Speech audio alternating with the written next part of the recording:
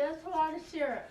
Chapter 15 of The Practice of the Love of Jesus Christ by St. Alphonsus, Ligouri. Love believes all things. Those who love Jesus Christ believe all his words. A person who loves gives credence to everything the beloved says, and consequently the greater a soul's love for Jesus Christ, the more solid and lively is the faith of that soul. When the good thief saw our Redeemer dying on the cross, though he had done no wrong, and suffering with such patience, he began to love him. Then, inflamed by this love and illumined by the divine light, he believed that this truly was the Son of God, and so begged Jesus to remember him when he came into his kingdom. Faith is the foundation of love, on which love is built. But love is what brings faith to perfection. The more perfectly we love God, the more perfectly we believe in him. Love makes us believe not just with the intellect, but also with the will. Those who believe only with the intellect, but not with the will, are like sinners, who know that the truths of faith are only too true, but who do not want to live according to God's commandments. Such people have a very weak faith, because if they have had a lively faith and believed that the grace of God is the greatest of all goods, and that sin, because it robs us of God's grace, is the worst of all evils, they would surely change their lives. If therefore they prefer the miserable goods of this earth to God, that is because either they do not believe or they believe very feebly. If therefore they prefer the miserable goods of this earth to God, that is because either they do not believe or they believe very feebly.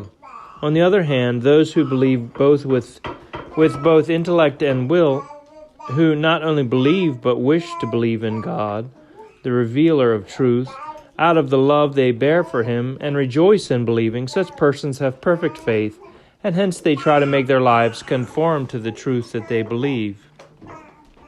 But the lack of faith of those who live in sin does not arise from the obscurity of faith. True, God has willed that matters of faith should be dark and hidden to us, so that we may gain merit by believing them. Still, the truth of faith has made itself so evident to us by its distinguishing marks that not to believe them would be not just imprudent, but impious and insane. Thus, the weakness of many people's faith is due to their wicked morals. Those who scorn God's friendship rather than forego forbidden pleasures would prefer that there were no law to forbid sins and no punishment for sinners. Hence they try to avoid the sight of the eternal truths of death, judgment, hell, and divine justice. Such subjects frighten them too much or embitter their delights, and so they sharpen their wits to find at least some plausible reason for persuading or flattering themselves that there is no soul, no God, and no hell in order to live and die like the beasts, which have neither law nor reason. And this laxity of morals is the source that has produced and continues to produce daily so many books and systems of materialists, indifferentists, politicists, deists, and naturalists. Some of them deny the existence of God, others deny divine providence, saying that God, having once created human beings, takes no further notice of them, and does not care whether they love or offend him, whether they are saved or lost. Others deny God's goodness, saying that he has created many souls for hell, that he himself induces them to sin so that they may damn themselves and go off into everlasting fire, to curse him there forever. See the ingratitude and wickedness of human beings. God has created them in his mercy to make them eternally happy in heaven. He has heaped on them so many lights, blessings, and graces for them to win eternal life. To the same end, he has redeemed them with so much pain and love, and yet they strive to believe nothing, so as to live in vice as they please. But toil as they may, the wretches will never be able to free themselves from the remorse of conscience and the dread of God's vengeance.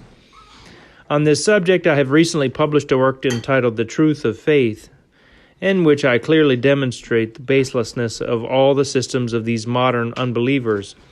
If only they would give up their vices and apply themselves to loving Jesus Christ, they would certainly stop doubting matters of faith and firmly believe in all the truths that God has revealed.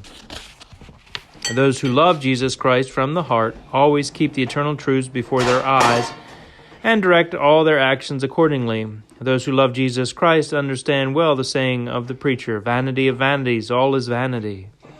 All earthly greatness is smoke, mud, and delusion. The soul's only welfare and happiness consists in loving the Creator and in doing His will. We are no more and no less than what we are before God. It is no use gaining the whole world if the soul be lost, and all the goods on earth cannot satisfy the human heart, but only God Himself. Finally, we must abandon everything to gain everything. Love believes all things. Then there are some other Christians who are not so perverse as those we have mentioned, the ones who would like to believe in nothing so as to live in vice at greater liberty and without remorse. Some of these others believe, but their faith is languid. They believe in the most holy mysteries. They believe in the truths revealed in the Gospels, the Trinity, the redemption, the sacraments, and the rest, but they do not believe them all. Jesus Christ has said, "Blessed are you who are poor. Blessed are those who mourn. Blessed are those who hunger. Blessed are those who are persecuted. Blessed are you when people revile you and utter all kinds of evil against you." This is how Jesus Christ speaks in the Gospels. But then how can people claim to believe in the Gospels when they say, "Blessed are those who have money. Blessed are those who suffer nothing. Blessed are those who take pleasure. Ah, the poor person persecuted and mistreated by others." Such people, it must be said, either do not believe the Gospels or believe them only in part.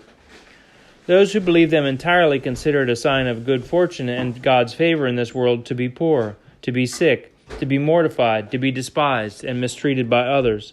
Such is the belief and such the language of those who believe everything that is said in the Gospels and have a real love for Jesus Christ. Prayers of love and affection. My beloved Redeemer, O life of my soul, I believe that you are the only good worthy of being loved. I believe that you are the greatest lover of my soul, since for love alone you came to die, consumed with pain for love of me. I believe that in this life and in the next there is no greater fortune than to love you and to do your will. I firmly believe all this, and so I renounce everything, that I may be wholly yours and have no one but you. Through the merits of your passion, help me and make of me what you wish. Infallible truth, I believe in you. Infinite mercy, I trust in you. Infinite goodness, I love you. Infinite love, who gave yourself completely to me, in your passion and in the sacrament of the altar, I give myself completely to you. And I commend myself to you, Mary, refuge of sinners, Mother of God.